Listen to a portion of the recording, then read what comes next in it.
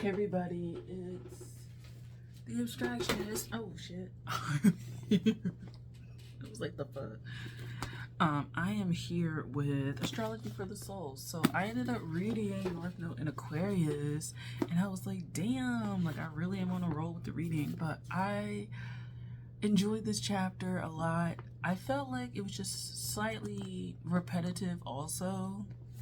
It's like a theme. I kind of feel like she could really condense this writing, but I liked it. So let's go through North Node and Aquarius. So I resonated with these, and I think the reason why you're going to find kernels of truth for every North Node sign, well, really the zodiac sign, is because you have all 12 signs in your birth chart. You have all 12 signs, whether or not they have planets in there, whether or not they have like major influence, they're still going to be there. So you might as well look into the houses. And there's a lot of significant stuff happening in these houses now, or going to be. So Saturn's in Aquarius. Saturn is going to move into Pisces, but then Pluto's going to move into Aquarius. And then you're going to have, all that stuff. And we came out of Aquarius season, so full moon, whenever Aquarius season happens, there's the sun there, there's the moon there, Venus might be there or not, Mars might be there or not, things like that. So I enjoyed this sign, and it confirmed for me, I mean, there's no like big authority on astrology, no main like authority on astrology that you can go to, but it really did confirm a lot of the thoughts that I had about Aquarius, and that is that Aquarius can be just as egoic as other signs, particularly because it's linked with Leo. It didn't mention the link with Leo, but it did mention things that would be linked to Leo. So Aquarius having like the idea of having a big destiny. They are used to being kind of at the center of attention, the top of the pyramid. They're used to being admired for their brains, admired for their looks, admired for their shit. And it noted specifically that this lifetime they won't be noted for that unless they put that energy into not being agreeable or liked or validated more likely, but they would be rewarded for being humble yet interested in asserting their vision of the world through their works. And so they won't be so wrapped up in necessarily like getting the attention, but they will get attention by going for what they want, but they have to not validate it. And a lot of the reasons why they go for really big grandiose dreams is that they want that validation and they want to be seen, and there's an idea of not being good enough. And so the bigger the goal, the bigger the praise, the bigger the spotlight, the more that they think that they'll live up to some vision that may not exist. So you would think that Pisces would be like related to Pisces would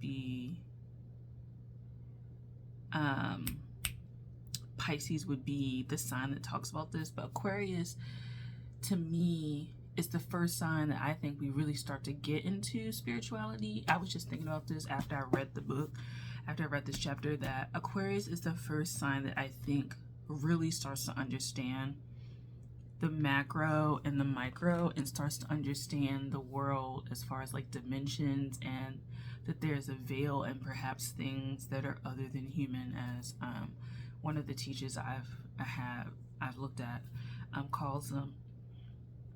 And I think it's the first inkling of what spirituality is, the first inkling that spirituality exists, the first inkling of spirit, knowledge of spirit, acknowledgement of spirit.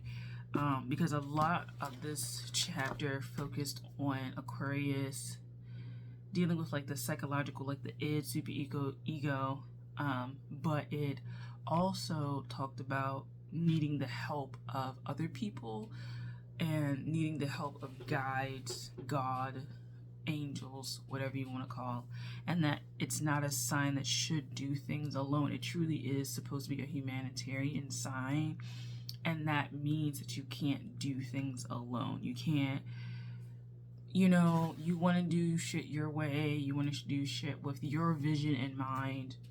But it really requires you to think about other people in the vision. And I said this to someone on Instagram. I was just like, people run with the like more humanitarian side of Aquarius, but the shadow side is that humanitarian is very one-sided or one-minded, one-visioned, and people are very very gung-ho on getting their vision solidified in the world. And humanitarianism, it doesn't matter what side you end up on an issue, it is very polarizing to be a humanitarian, because you do have your vision of the world that you're trying to promote and put out there, and you try to put the best vision out there, but there is also this idea of not seeking the validation that when you do humanitarian work, you're trying to put the best version out there for everybody involved. But sometimes when you want to win so badly, and this is something that mentioned in here, you want to win so badly that you start to disregard the feelings of others, and that's where their egoism comes in. So yeah, it kind of solidified a lot of the thoughts that I already had about Aquarius, and I already had about egoism associated with Aquarius. Not that Aquarius is like a horrible sign, it's just I've always kind of like felt really weird about people always being like so positive, or so like, yeah, Aquarius is like such a great sign, without noting some of the more negative aspects of it, because I kind of felt like everybody else's sign always got the negative aspects, and Aquarius was one of those signs that like nobody ever cared to critique. But I'm glad that there was like a critique in here, because it just I get the sense that like it comes off as like golden childish, and I'm saying that as a Leo moon. It comes off as golden childish, and it's just like, no, like I felt like that. It's particularly with air signs. I always feel like, I don't know, the air signs, mine is Gemini, always get elevated in a certain sense of being above it all, and then like other signs get like described as being more bogged down. I don't know, it's a weird feeling for me, and I kind of feel like I'm glad that like someone else noted the Aquarian aspect of egoism. And that's my little rant, because I don't know, I really feel like it's very important to note that like it's linked with Leo for a reason. So there's that. Other things was like listening to other people's opinions, being able to go to the drawing board over and over and over again, and not necessarily push for a specific outcome, but being able to flow. And in many ways, the North Node in Sag was kind of like that, although North Node in Sag was just more about following one's vision in the world. It wasn't even about like bringing about a larger vision for the world that will influence future generations, which is more Aquarian in nature.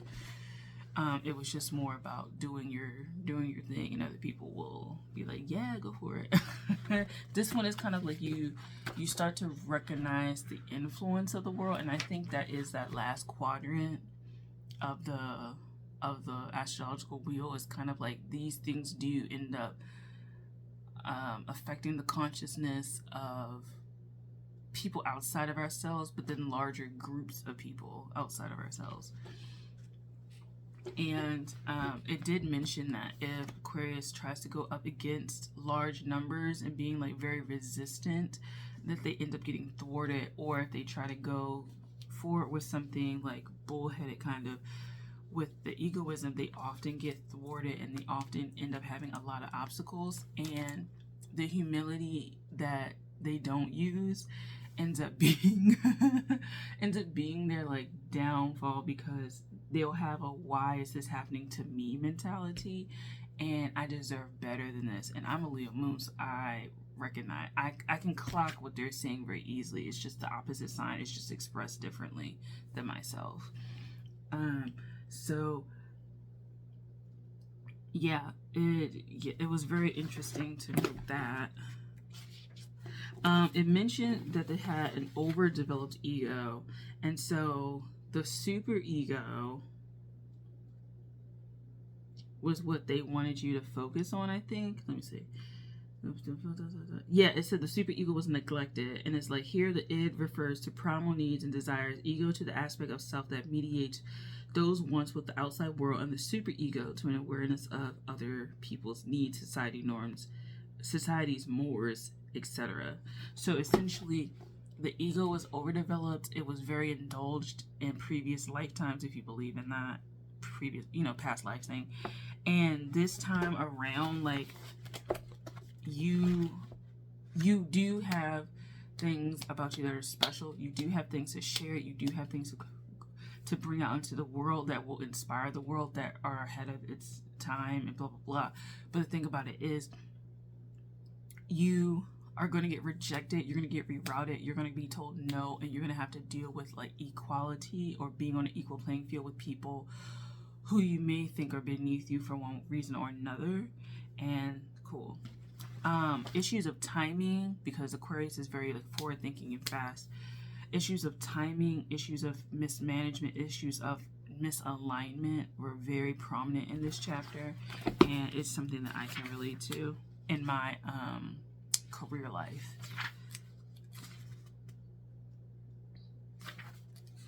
The other thing, it was something I just wanted to say. Delusions of grandeur, that was something else that was also mentioned. Like, it kind of, you would think this chapter would talk more about, it's talking about Pisces, but it's not. It's just like, because you have a vision of the world, as an Aquarius, you tend to have these like big, grandiose things that you want to play out. Humanitarianism often has very big goals. It's always dealing with like huge ass visions of people. It's always like, we need to feed 1 million kids. We need to help 1,000 people. We need to help 10 billion. It's always like really big numbers. And this chapter is kind of telling you you will reach those goals when you kind of really clue in on the best ways of going about that. Because another thing that they mention is the format that you think will best serve each situation may not be, and the way that you reach your audience may not be the best way. So that's a really interesting concept, because I think particularly when it comes to humanity stuff, we tend to use the same mechanisms and the same ways of trying to reach people that we tried to do like 100 years ago and shit, and it's like, that doesn't work anymore. You know what I'm saying? And it's not just on technology, and I think that's something when Pluto goes into Aquarius and maybe Uranus goes into Gemini, we'll start to notice that like some of the old ways are tried and true, but even if you have new innovative technologies like phones and internet connections and blah blah blah, that does not necessarily mean that the information is going to reach the people. It may reach a large number of people, but will it encourage them to act? Will it encourage an actual outcome, an actual situation manifesting, being completed, being criticized, examined, changed? We don't know. And most likely the over-reliance to do that is probably going to be part of the downfall. But that's something that's outside of this book. It's just something that I'm thinking of. And you can take whatever nugget you have with that. Being judgmental, that was in here. I already knew that because I'm a Leo moon. Releasing expectations. Being emotionally walled into where you don't really express yourself with people. You don't really have the vulnerability with people that you think. The vision of what you think is very different than what is actually happening. And I think people would put that with a water sign like a Pisces or a Cancer, rarely Scorpio, but definitely those two, they get stereotyped in that. And it was just refreshing to know that this sign has a lot of emotionality issues that it's working through, because I think it's one of the first signs that really has to think about humanity, but in a way that's like,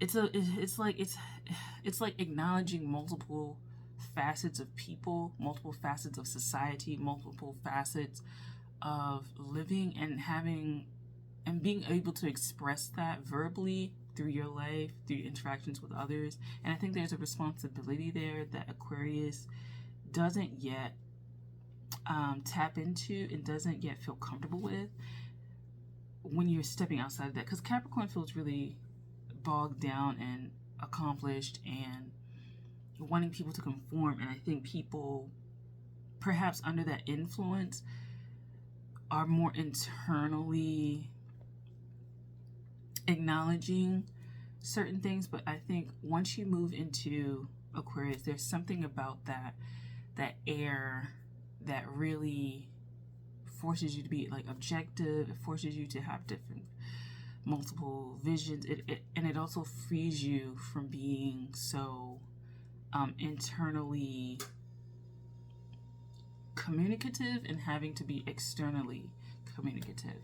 That's the best way I can put it right now. It's not a fully formed thought what I'm saying, but I will meditate on it a little bit more. But I enjoyed this chapter, so we are kind of caught up essentially. Yeah, we're basically caught up. I probably will not read more of this until the end of the month or even in March, because I'm going to reread another book and then come back with this. So thank you for watching. I hope you enjoyed this, and I will see you in another book review chapter. Okay, cool.